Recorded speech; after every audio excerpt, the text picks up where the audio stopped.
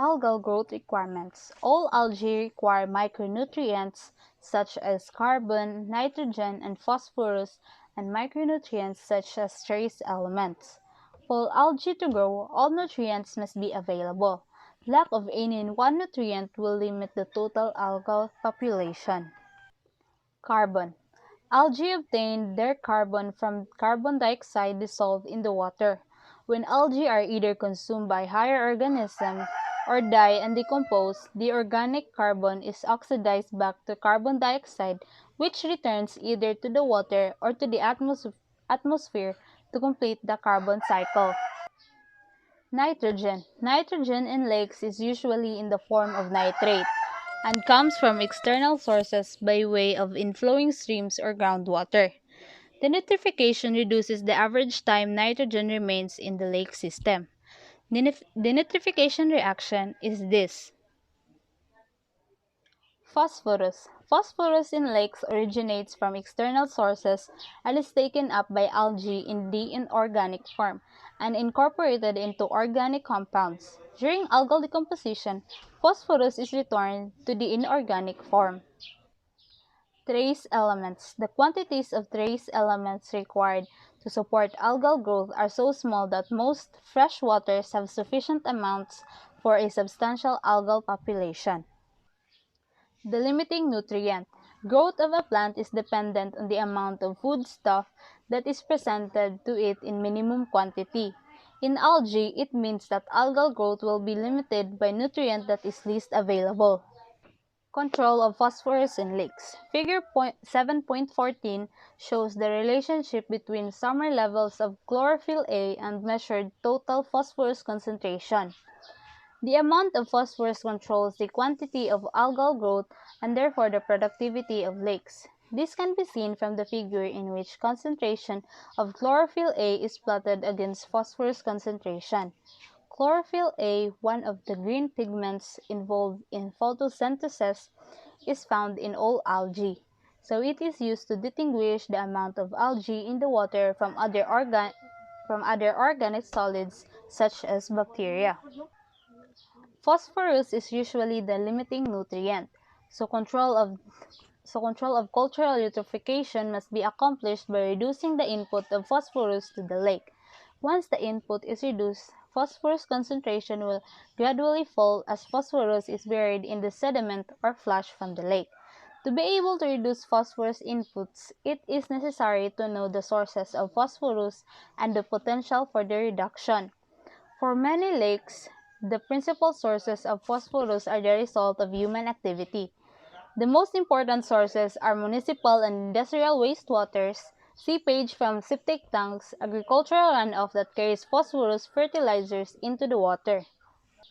Municipal and industrial wastewaters. All municipal sewage contains phosphorus from human excrement. Many industrial wastes are high in this nutrient. In this case, the only effective way of reducing phosphorus is through advanced wastewater treatment process. Septic tank seepage. The shore of many lakes are dotted with homes and summer cottages, each with its own septic tank and tile field for waste disposal. As treated wastewater moves through the soil towards the lake, phosphorus is absorbed by soil particles, especially clay. Agricultural runoff. Phosphorus is a plant nutrient. It is important ingredient in fertilizers. As rainwater washes off fertilized fields, some of the phosphorus carried into streams and then into lakes.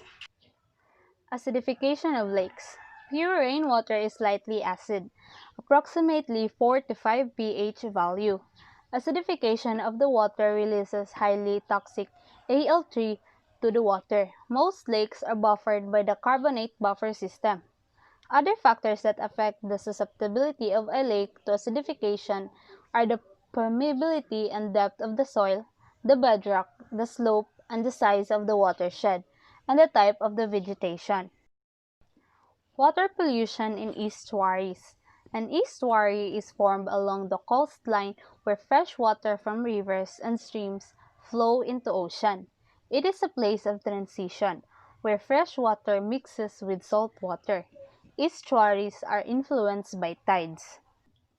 The mix of salt water and fresh water combined with the diurnal cycle of tidal wetting and drying and changes in salinity make the estuary ecosystem extremely complex.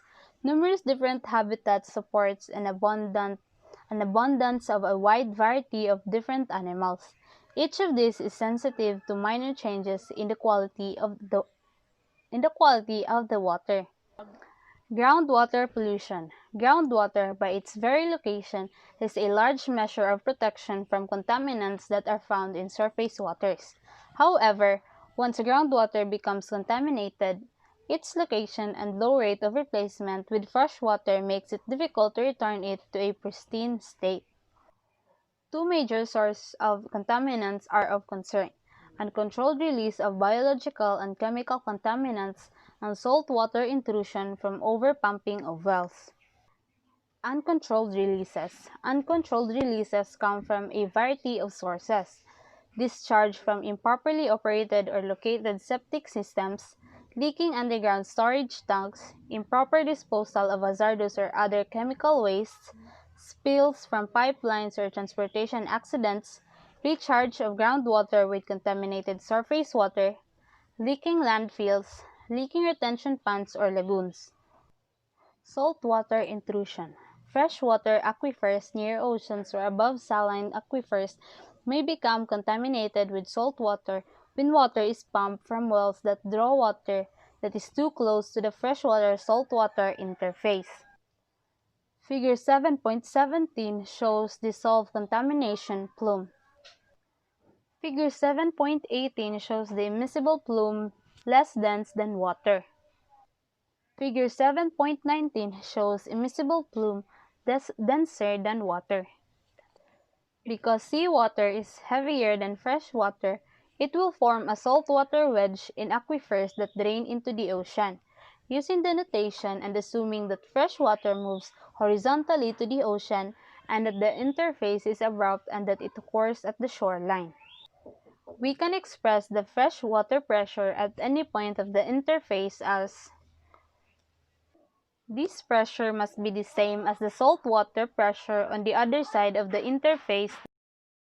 This pressure must be the same as the saltwater pressure on the other side of the interface, that is, P sub F is also equal to ZPS.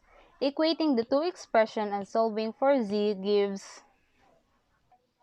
Figure 7.20 shows freshwater-saltwater interface in coastal aquifer draining into ocean. When fresh groundwater is underlain by saline water, pumping a well in the freshwater will cause the interface to rise below as shown in the next figure. This upcoming is in response to the pressure reduction on the interface that results from the drawdown of the water table around the well. Figure 7.21 shows geometry and symbols for upconing of salt water beneath a pump well. The height of the upconing below the center of a well after an infinite pumping time at the freshwater well may be estimated by using the Baer and Dagan equation as modified by Skorak and Mercado. A critical point in the relationship between the upconing and the drawdown is reached when the saltwater cone height reaches approximately 0.4 liter to 0.6 liter. When the cone height exceeds the critical height, the cone may jump to the bottom of the well. Thus, when fresh water is underlain with saline water, prediction of the upconing is important to prevent saltwater intrusion. That's all. Thank you.